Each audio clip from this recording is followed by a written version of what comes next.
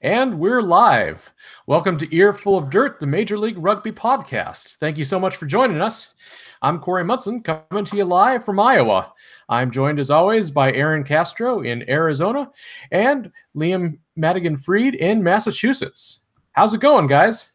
So, does anyone know how hard it is to find bright-colored men's leggings from a reputable company for morning fitness sessions so that yours truly doesn't get run over again?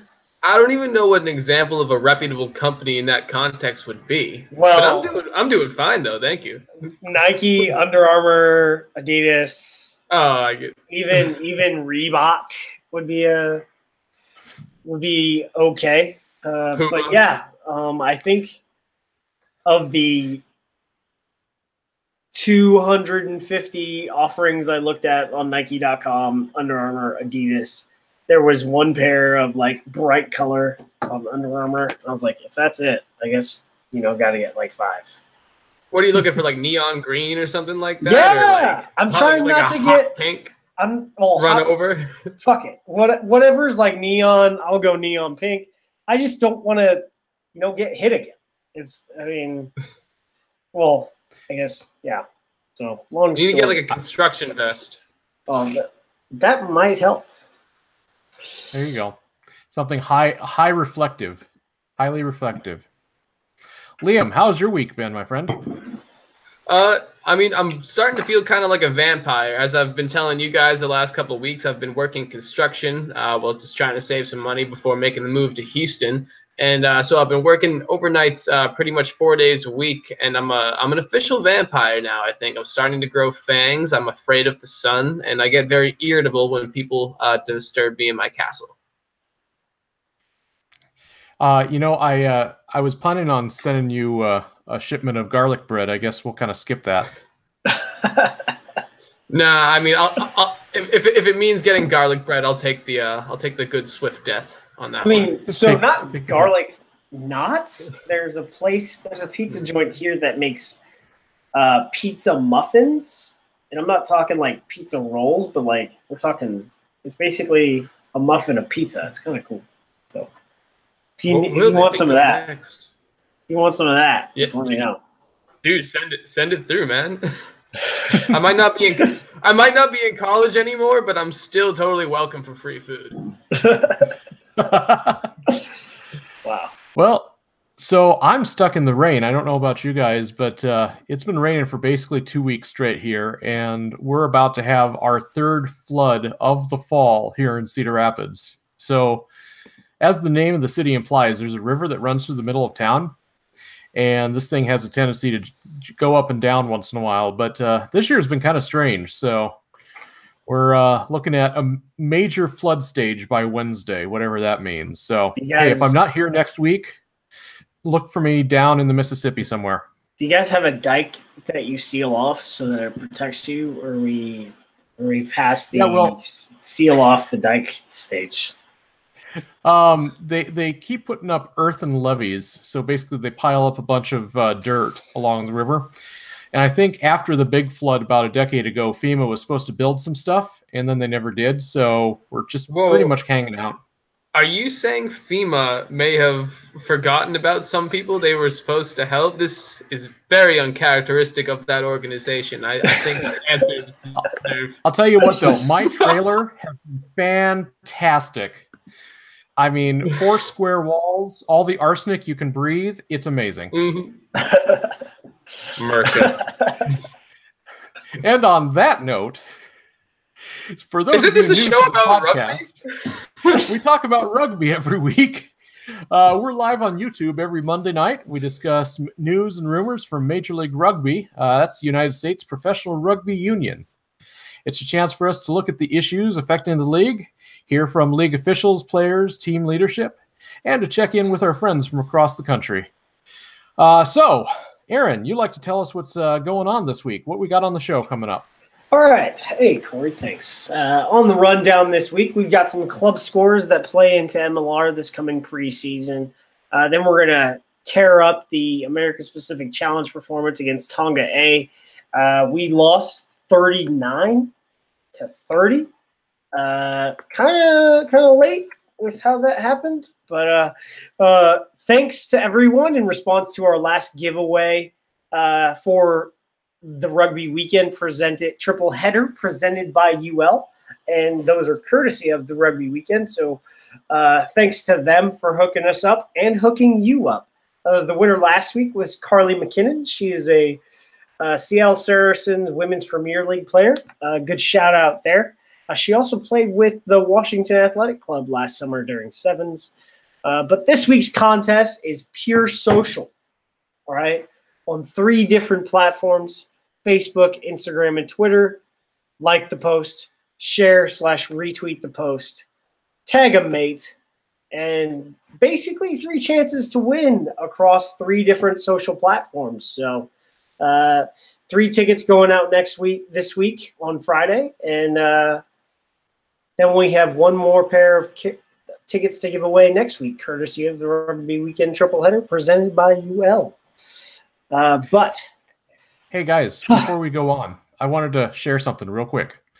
Did you know that today is a post office holiday? It's a federal holiday today, Columbus Day.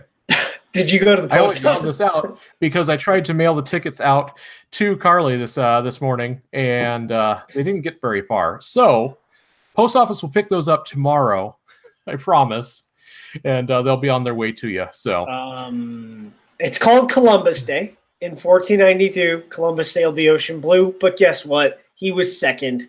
Leif Erikson beat him here.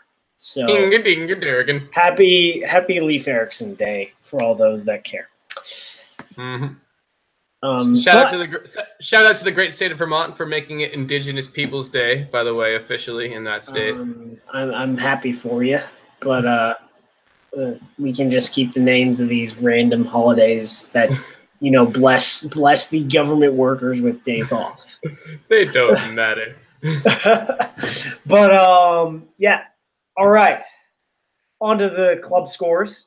Old Blue wrecked Nyack 58-5 in the America's Rugby Premiership, and Life, the associate member of the ARP, defeated Mystic 31-0. Just some background. This Life team is basically the college team plus Colton Carriaga and I think one other coach is sipped so that they can play some club games. But it's a bunch of college kids. Well, it is a bunch of college kids. However, that's not to say that there are a bunch of 18 and 19-year-old kids playing. There is some people who are, not young, old people, but they're also in their mid to late 20s and stuff like that. It is a Major League Chiropractic college, and a lot of those guys do go there just to play rugby. Same thing with the West Coast Life team. However, Life West is purely a senior club team. This is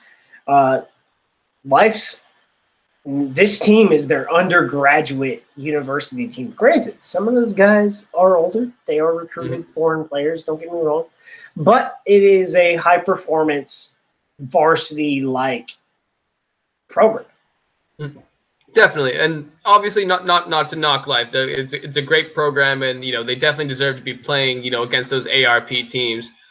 In terms of what went on the field, the first half was, I don't want to say it was better for Mystic. However, I guess you could say a small bright spot for Mystic River in the first half was their defensive play. They were able to keep it even at 0-0 for, I would say, a good 15 to 25 minutes for that first half before Life actually started to open up the door. They started to play a little bit more high risk rugby, and they found pretty early that high risk rugby was more often than not paying off in terms of getting them field position.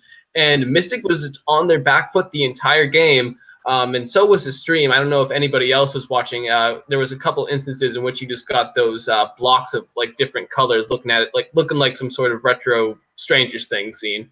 But basically, it's just been the same story that I've noticed with Mystic River every single week. They can't get out of their own way with penalties, and they can't sustain offense, especially towards the end of the second half, even if they do start to stage some sort of comeback late in the second half. But that didn't even start to happen in this game.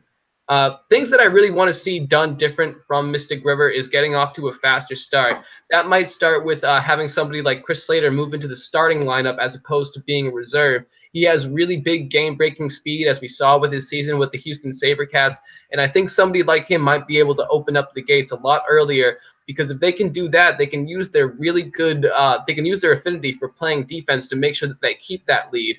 But that's just not going to work if they don't have any sort of lead at all to defend, and that's been their problem these last few weeks. And hopefully the Nyak's recent result versus Old Blue might be some shades of what they can do next week when Nyack travels to Pine Banks Park in Malden, Massachusetts, which I will be there to cover it. Nice. So, question for you, Liam. Do you think this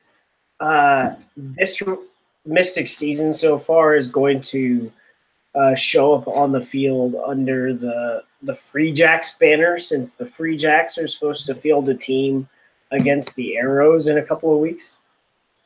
In terms of the roster that we're seeing? Roster, performance. Yes, it's definitely going to be similar. Obviously, I can't confirm. Are there any ringers coming in? I can't confirm any ringers coming in. At least not on the air. However, there's definitely some good people coming out of Mystic River that I think will definitely be a huge help to the Free Jacks. Most importantly, I mentioned his name a few weeks ago, Ian Luciano. He's been moving between numbers 9 and 10. Between number 9 and 10 for Mystic River, and he's somebody who's expressed to me a desire to move into the MLR. Another player, again, who's been a stalwart at 9 the last 2 weeks is Eric Thompson. He is somebody who's really physical and really has a really high rugby IQ. I think he's somebody who could definitely make the leap into MLR. There's a few long-term names in Mystic River, however, that I don't think you're going to see transitioning into the MLR. Number 1 is probably Steve Dazzo. Dazzo, if anybody's ever been to a Mystic River game, you hear his name being shouted from the sidelines constantly because the guy is physical and he's just a total brute on the field, and he's always making plays. I think if they could get him for the preseason, he would be able to make a difference. However, more likely than not, we're going to be seeing a very young Free Jacks team in this coming preseason. However, if I'm correct in saying that Josh Smith might be the one leading this Free Jacks team in this preseason, I think they have an even greater chance because his ability to game plan for opponents is second to none in the country. So, I mean, that's sort of that side. Looking at Nyack versus Old Blue, whoa, that was a shellacking. Really wasn't it? What happened here? I know Bennett and Brakely are down with the selects, but this was a one-sided affair. We're talking even if only they held them. I don't know what the breakdown of this was, and this is more of a commentary without seeing it. But both Nyack and Old Blue's best are going to make up the meat of the roster for Rugby United New York. So you really want to see this to be competitive, and it makes me question recruitment in the New York City area when it comes to our top level of club rugby and how that's going to eventually feed into New York. We've had a lot of conversations with various people, and I seriously think you could see a club rugby renaissance at the Division I level, and it's going to be necessary to get guys meaningful game time while they're in the fringes of game day selection for MLR teams. And so it just makes me wonder what's going on there. And then, talked a little bit about life. They barnstormed the ARP last season. I don't think people really understood the style and the level of competence of those guys because, Mystic River was 2 years off of a national title last year. And actually a year off of a national title last year because they won it in 2016. But we're talking about these first 30 guys in this team are basically all recruited to play, all on some level of scholarship, as far as I know. At least, life gives out scholarships for rugby. They are recruiting and churning out top-level talent. And we're going to see a bunch of those graduating seniors in MLR this season, I'm pretty sure. So how does – I wonder – I guess the question is how will we see the senior club competition evolve? Will it get better? Will there be a renaissance, or will it just sort of fade away and we'll end up with a competition that doesn't really resemble what it previously did? And will it be able to feed Major League Rugby? I don't know. Well, it's hard to say.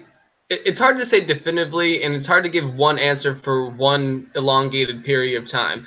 So my best guess to give is that, a pretty honest answer, I guess, is that, yes, I think the senior men's leagues are going to get hurt a little bit in terms of number, in terms of quality of play. But I think that's also temporary as more people start to get fed into the MLR. As you said, I think what we know of as a senior men's play is going to start to fade away, but I think it's going to be replaced by something new. I think we're going to get a lot more used to a different style of play and quality of play, but I think that's only going to benefit the MLR in the long run, as more and more young players start to go into MLR and more senior players start to move into the elite amateur play, as well as more developing young players. So I don't think we're going to lose club rugby. I'm not saying will we lose club rugby. I'm saying the top echelons of club rugby, like such as ARP and PRP and ARP, stuff like that. PRP, Midwest Premiership, Atlantic Premiership. I think Atlantic Premiership, Red River Rugby Conference. We've seen a steady decline across the entire country for the past decade, since the Super League folded. We went from 72, I think it was, Division I clubs to last year we were at 28. I think this year we are back to 30. Everyone thank the Red River for forcing one team to get promoted, and one team voluntarily promoting itself. Really don't know what the PRP will look like this year. We'll see. If it's back or not, I think it was a great competition last year, and they pushed a finalist into the final two for club rugby competition. Belmont Shore falling to Mystic.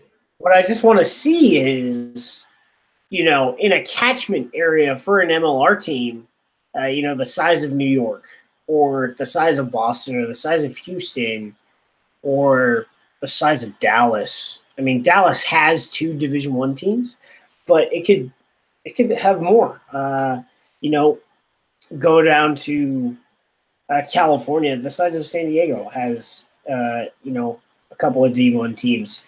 All of them need. Only one. Only Back was the D1 team last year. So old Aztecs can be drugged back up, and you have the bottom 23 of your 46-man roster is playing with 2 clubs that weekend. And you go to the Pacific Northwest, there's a bunch of D2 teams and there's a bunch of D3 teams, but there is no American Division I team. You have the Seattle Saracens' whole program competing in the BC Rugby Union. So, and where do the Merlins play? They play in the Red River in Texas, so they have to they travel all the time to play in Texas, and people meet them halfway because there is no more Division I rugby in the Frontier region. So, moving on. This one sort of pissed me off, but America's Pacific Challenge, Tonga A, 39-30, USA selects. Yeah, so this was this competition kicked off this weekend. This is the I believe this is third season of this. It started in 2000. Yeah, the current version of America's Pacific Challenge started in 2016, and kind of the purpose of the program was to boost high performance, create a pathway into the test arena, according to their website. So this year featured 6 A sides, and that's Argentina 15s, Canada A, Samoa A, Tonga A, Uruguay A, and the USA selects. And Aaron, I know you were able to catch this game this weekend where Tonga slipped past the U.S. So tell us what happened. So before we move into that, if anyone's never watched a rugby match in Spanish, you're going to have a chance on Wednesday. And watch this stuff in Spanish. It's great. Commentators get super excited. It's a fun time. But really, it was a back-and-forth match, a lot of defense early on in the first half. We scored first with the penalty, and it was just you're watching this game and you're wondering I was wondering the way the selections were for because of MLR. It was definitely a more developmental side because last year we had a lot of our senior guys that are, always starters in the Eagles because they needed to get prepared for autumn tour. But now we have a high-performance professional competition that, keeps our guys in shape. But so you had Connor Kearns captaining the side, which was good to see, although performance at 10 was a bit rough.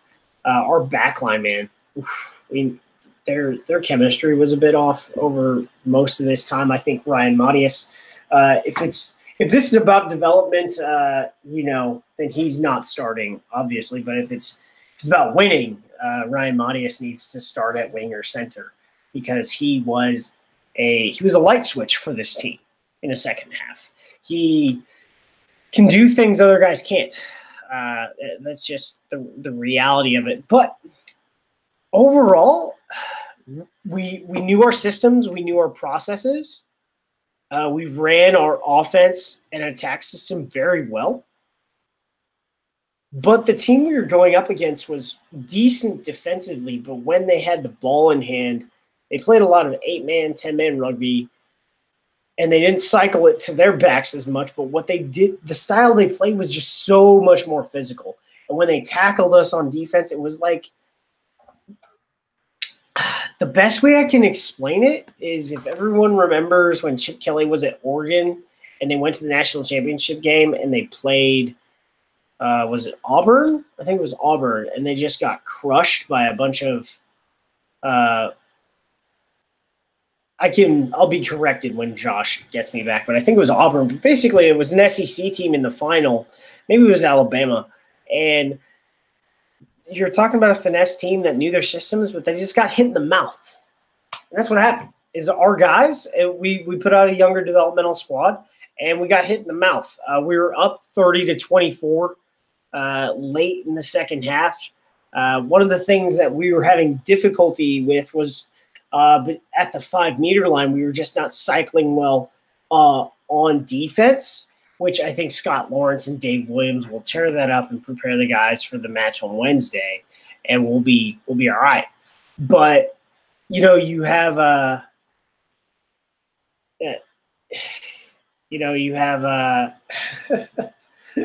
you have these guys, and you're having a back in the hole right there, or they're just not paying attention. And the only strike runner that Tonga had was really their scrum half, and he was just he would just take the ball and he would just run right through the hole. He did that twice when their ruck was at the 5-meter and we couldn't hold on at all. And that happened. So that happened there when we were at 30-24, 5-meter. The scrum half took the ball and he went in, and we couldn't tackle him, and we bounced off. After that, on the restart, they got it to one of their centers, and it was in the corner, and he scored. It was 36-30 at that point, and it was just I missed the last penalty. I think the feed went out because I thought the whistle was blown dead at 36-30. But we had some really bad defensive lapses. Saul Wuching took a yellow. I think he's going to have difficulty with the next game because he really wasn't in where he needed to be on defense around the ruck, and he took a high tackle into a guy and took a yellow. It was towards at the end of the first half, which really set us back at that point. So we got to get our back line in sync. We got to be physical because our pool of games is not what it was last year.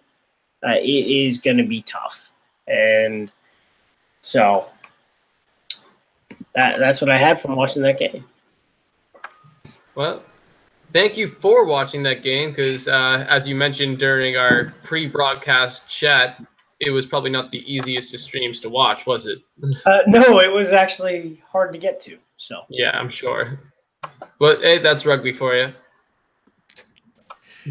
I thought that was supposed to be getting better. I guess not. No,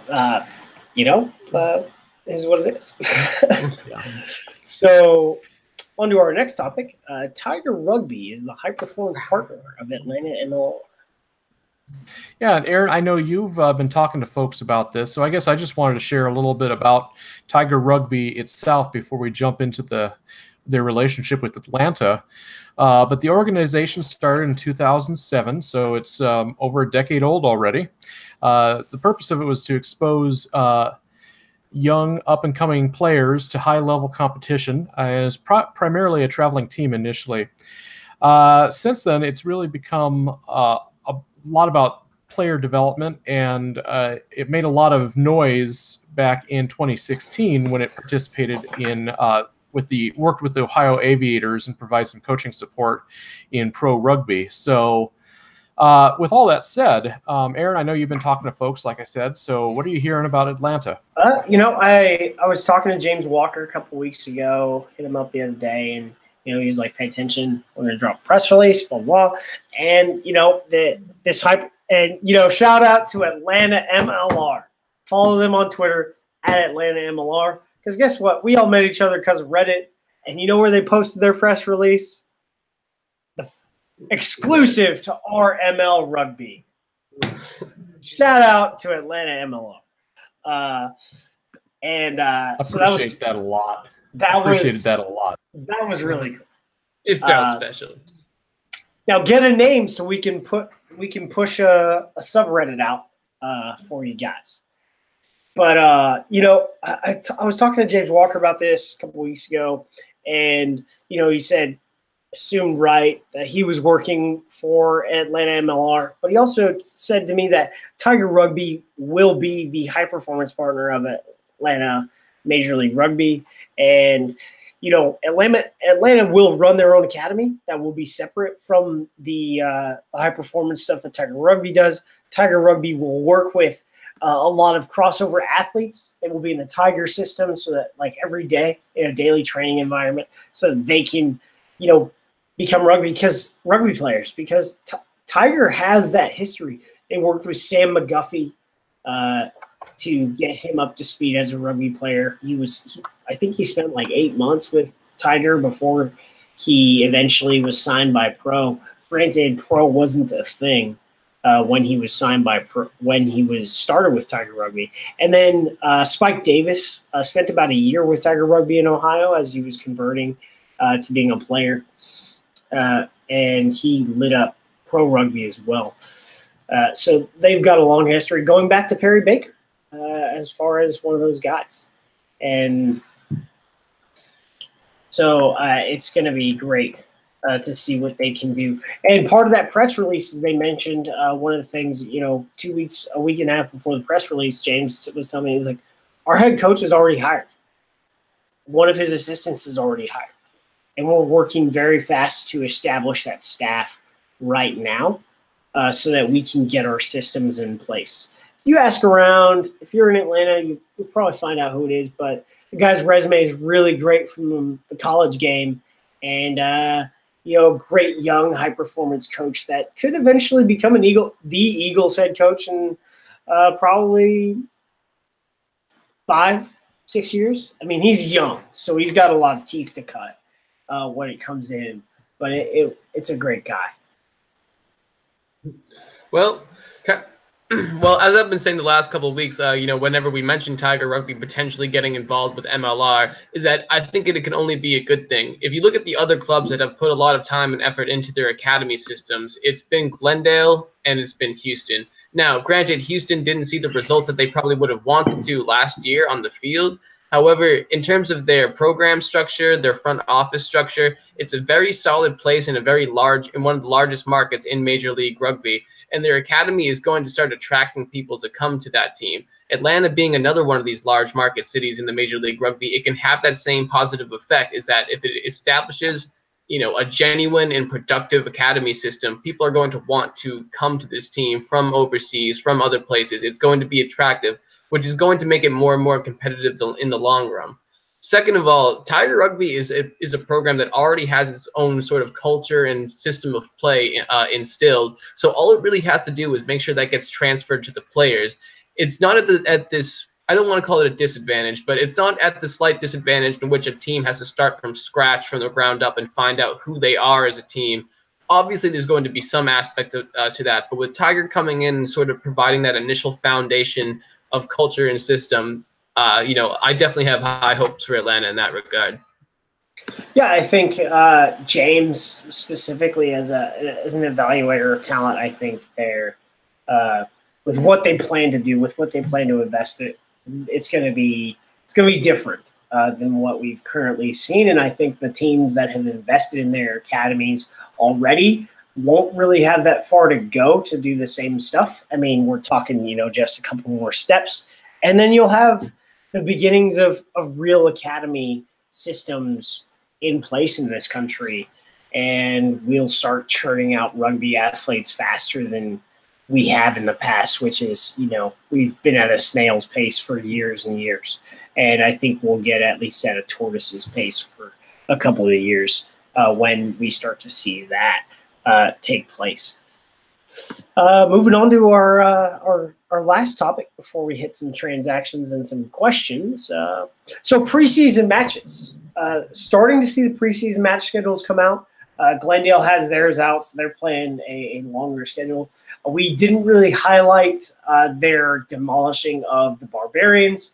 To talk about that, it was 81-0. It was really a younger side that they put out. It was not their first side, and that's the kind of score you want to see from them right now against a Division II club in the Frontier region. So, and Barbarians, they've had a long culture, a lot of prestige there. They play good rugby at the Division II level, but at the end of the day, it was still an MLR team.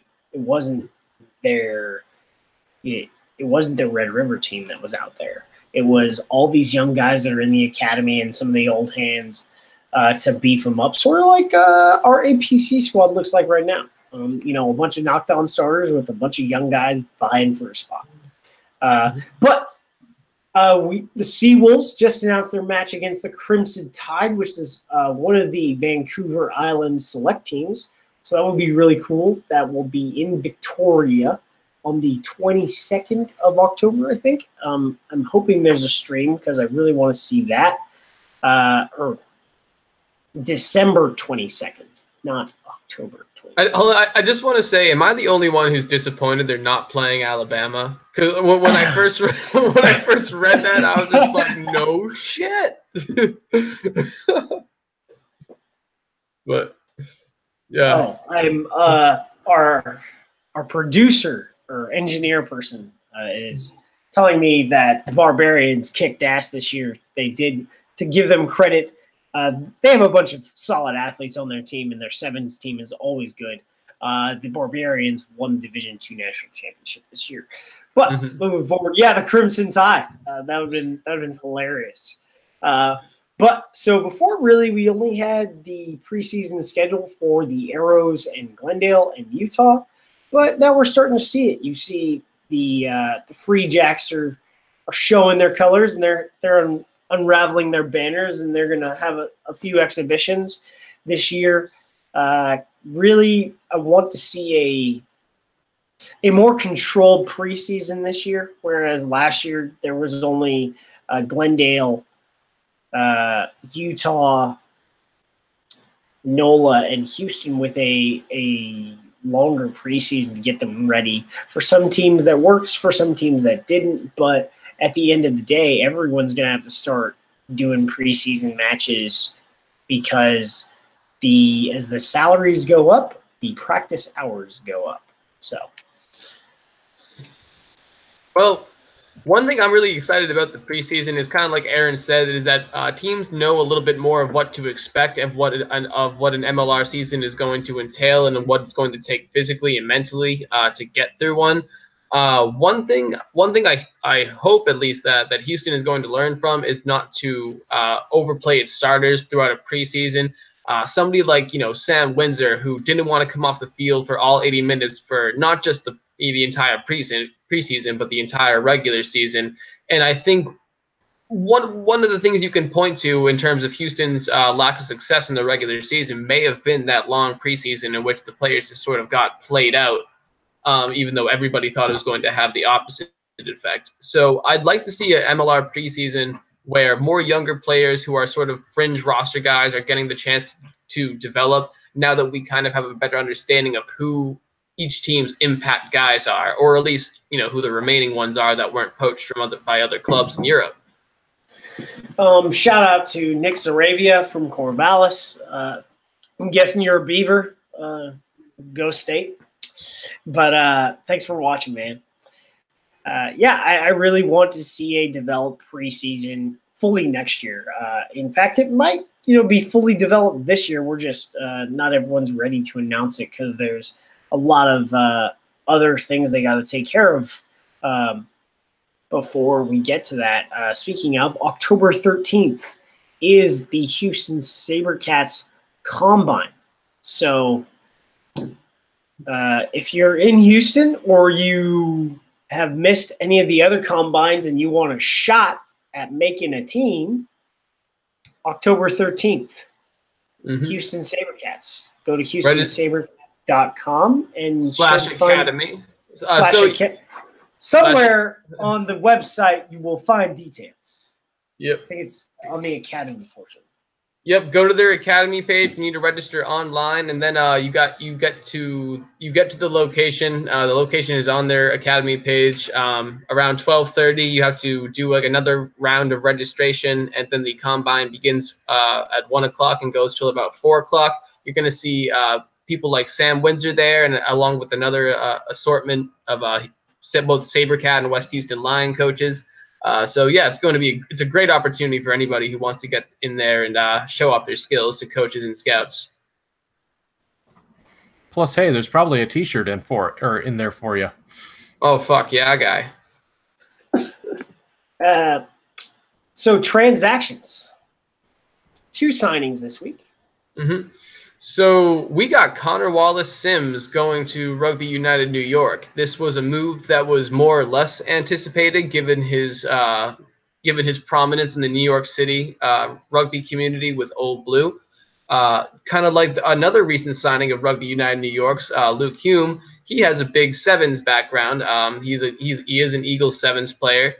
And so what that really says to me is that New York's looking for speed. It's not looking to ground and pound the way that, maybe Houston, the Free Jacks, or Utah went with in the last regular season. They're looking to compete with teams like San Diego and Glendale who can fucking slaughter you to the outside. And I think that's going to be the type of team they are. And one of the reasons why they're probably going to be running the East, at least for this season. Well, I thought Connor Wallace-Sims was going to be a Sabercat last year because he showed up to practice. He was in Houston for about 2 weeks visiting people, and he was at Sabercats practice for like a week. And I was like, so Connor being a Sabercat? And it was like, nah, he's just hanging out, Just want to play rugby. Wanted to get his rugby in, so he was out of practice. I was like, dang, that would have been nice. But Noah Gold adds Scott Gale. Scott is a utility back. He's played a lot of scrum half, but he can also play fly half and fullback. So young guy, I think about 25. Currently, he's playing with Queensland Country, which is the direct NRC team in Australia under the Queensland Reds. He has previously played Super Rugby for the Reds. And he has also played in the Japanese top league for the Kamaishi Sea Waves. And, one of the things you've noticed so far with the NOLA Gold signings is all of these young guys. You know, they really, you know, Ryan Fitzgerald really has said, you know, we want to be young, because at the professional level, the guys that last the longest are usually extremely special. And so you bring in all these high-level players from overseas, since the cap went up to 10, who are young that can make an impact here for a long time. So that's really cool. I love that philosophy. But on to our next segment. Yeah. That next segment is questions from Bob. It's my favorite segment. I don't know about you guys. I like saying that. So, yeah, this is a segment we like to do every week. We get questions from the Reddit, MLR Reddit community, and that's online at reddit.com/r/MLRugby. And we're going to start things off this week with a question that I feel like we get just about every week, but that's okay. Johnny24 wants to know, why hasn't there been an announcement on the arrows yet? Well, the ink just isn't dry. It's what people need to understand is that there's this nuance in media where you can't officially talk about something on the record unless the ink is dry and everything's been confirmed. Like, we know that the arrows are going to be a part of this season. Everybody is planning on it. The plans have been set in motion, but there's something you can't do definitively, like announcing it on MLR's homepage until all the contracts and visas have been taken care of. But it's not like there's some big villain politician standing in the way of the arrows being able to compete in the MLR, and we need Batman to save it. You know, it's something that's going to happen. It's just something that's taking time. You know, in the bureaucratic system, just expect the arrows to play this season. I promise. Yeah, everything I know points to, you know, let's get it done. It's going to happen. I actually read this a bit too late in the day to ask the question, so of the specific person that would probably have an answer. So I will actually ask this question tomorrow when people are awake or, you know, not hanging out with their family. So just I don't know at this time. It's freaking 7 o'clock where you are. It's still like the human hour, like there. Well, the other thing to remember is I think calls can only be sent into Canada for a few hours a day. Is that still accurate, or? No, they have the same country code as us, so it's not long distance anymore. Oh, okay. Well, great. Oh, sorry. Did you have anything else, Liam? No, I was going to make a really mean Canadian joke, but just go ahead. There are friends from the North, and we love Canada. Oh, yeah. Not as much as the USA, but still, they're okay. Two-Tone York asks, it looks like Season 2 is going to happen. How certain are you MLR will make it to Season 3 or beyond? 99.99% sure that we will be making it to Season 3. That 0.001% is whether or not Cthulhu may come from the sea and take his rightful place as Lord of the Realm. So outside of that, though, however, one of the big things that people have been talking about, I've mentioned in the past, is that teams were required to put up at least 3 years worth of capital, or have a plan for securing three years worth of capital for the team. Maybe saying 99.99% is a bit of an overture. I would say I'm 97-98% sure that we're going to be seeing a Season 3, just considering the way people have been talking and planning, because I've seen a lot of plans on the underground of the media circuit pointing to 2020, 2021. I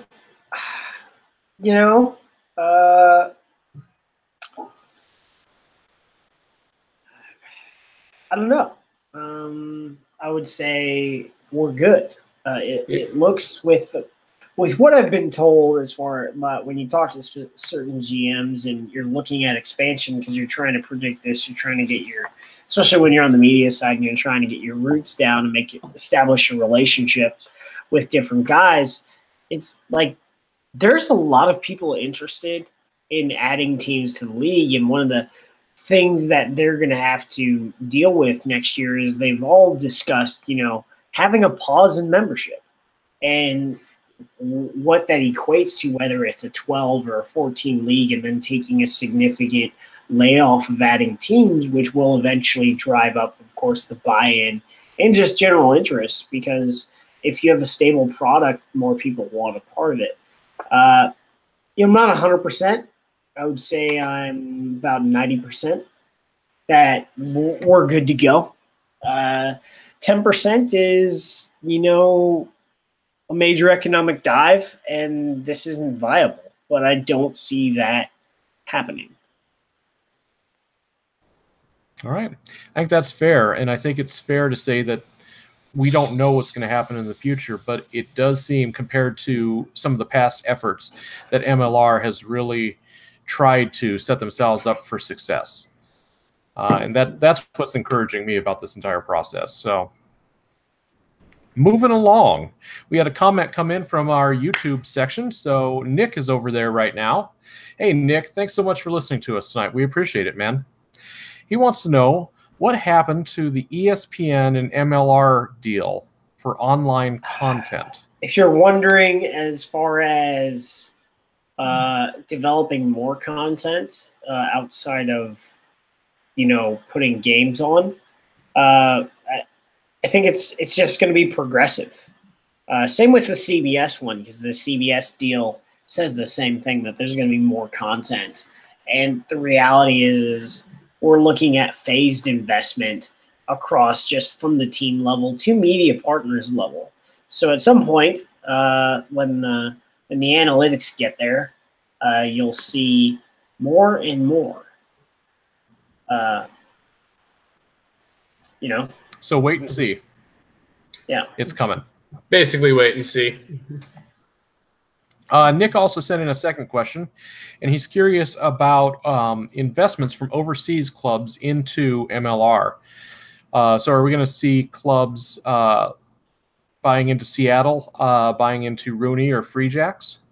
Well, we've already seen one buy-in from Canterbury into Seattle, but in terms of other teams, I'm not quite sure. So you've seen Canterbury buy in, but from what I understand, that investment wasn't huge. It was just, they wanted to be a part of it. They wanted to support, and they supported the Seawolves a bit. But I don't know about clubs, but individuals. The CEO of Rugby United New York is formerly the CEO of Stade Francais, and he is also now a part owner of Rugby United New York, Pierre Arnaud. So there are foreign people looking to invest in this league because they want to see rugby succeed. They want to grow rugby in the place that seems to be forever asleep. Mm-hmm. I think that's just about everybody's favorite turn of phrase is the sleeping giant. Mm-hmm. I swear to God, if one more international rugby journalist types it, I'm just going to fly to the UK and punch him in the keyboard. Oh, guy, I'm going to call United States a sleeping giant. It's not been done before. I'm going to win a fucking Pulitzer Prize for this shit. Sleeping giant. That's how I imagine they talk. That's exactly what happens in every sports newsroom anywhere in the UK. They all have Cockney accents. Yep. Well, I assume so. Otherwise, they probably wouldn't be into rugby. Yeah, right? There's no other accent in the UK other than a Cockney. I refuse to believe that. There's Jock, which is Scotland. Then there's Welsh. Spelling in Welsh. So just to go over that, is it Yanelli or Llanelli? It's Llanelli, but Llanelli? But you'd never know by the way it's spelled. That was amazing. So the last question for tonight is a very serious one, and it's one posed by a member of this panel here tonight. I would like to know, why do people like rugby league? Brainwashing. You know, it's the working man's sport in some places, and I say this in some places because, you know, in other places, union is the working man's sport. Mm-hmm. You know, when you think about it, and if we look at what union is doing in the inner cities in America now, you have Play Rugby USA, you have ISEF Rugby in Los Angeles, Inner Cities Education Foundation. All man, they produce great rugby players. ISEF does, but all of their athletes that they invest in, they're such good people and such good athletes in other sports that they get. Rugby may be their best sport, but they get full rides to go play football, basketball, women's volleyball, women's basketball, a whole bunch of other sports, because multi-sport is this country. And now we're seeing the beginnings of Memphis Inner City Rugby starting to push out seniors now. And they're getting, you know, rugby placement, rugby scholarships for some of these young men and women in playing in the Memphis program. So why people like rugby league? I don't know. I mean, there's no rucks or anything and stuff like that. I need to. One of my friends was the last player to ever be banned by rugby union. So, you know, there's a lot of bad blood between league and union, and I don't know. It's just weird. I guess the way you can explain it is rugby union is more like rugby union in Australia is more like rugby league in England when you compare their structures and the fact that less people are playing and there's no grassroots and as an aggregate. Whereas if you go some places in Australia, rugby union is certainly dying. You know, you go to Melbourne and you go to Sydney in the suburbs, like their rugby union grassroots competitions are great, but there's a massive disconnect between what is going on up here and what is going on down here. And, you know, someone said it the other day, you know, if the union, so the national union goes under or whatever, will rugby stop being played? And the answer is no. Because who runs rugby at the grassroots level? Not the national union, especially in this country. Yeah. Well, Very I mean, good. yeah. I mean, I think my opinion on league is that it's not as fun to watch as union. Kind of, you know, I appreciate Aaron's answer, but just there's no rucks. I want to see people get hit. Rucks, scrums, lineouts, you know. There's downs, all the other stuff. Yeah.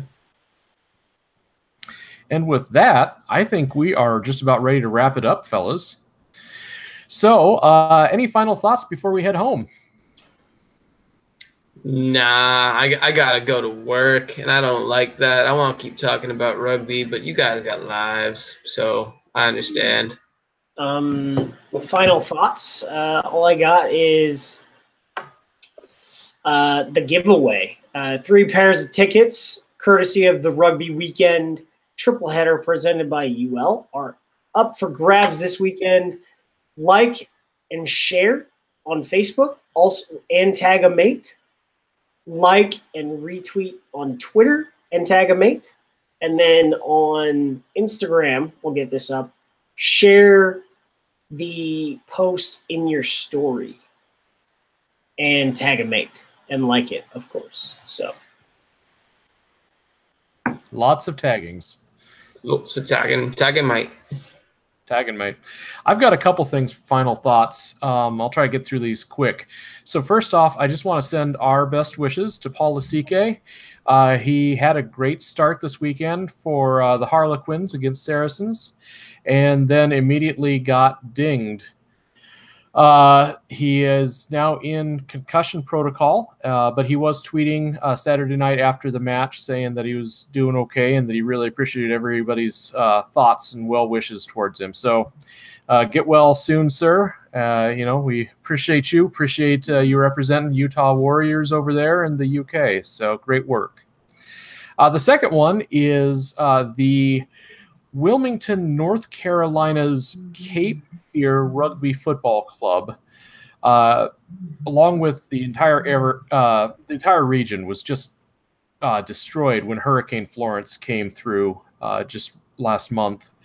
And they, like so much of the area, are in the process of rebuilding. They're rebuilding their field. They're working on their facilities.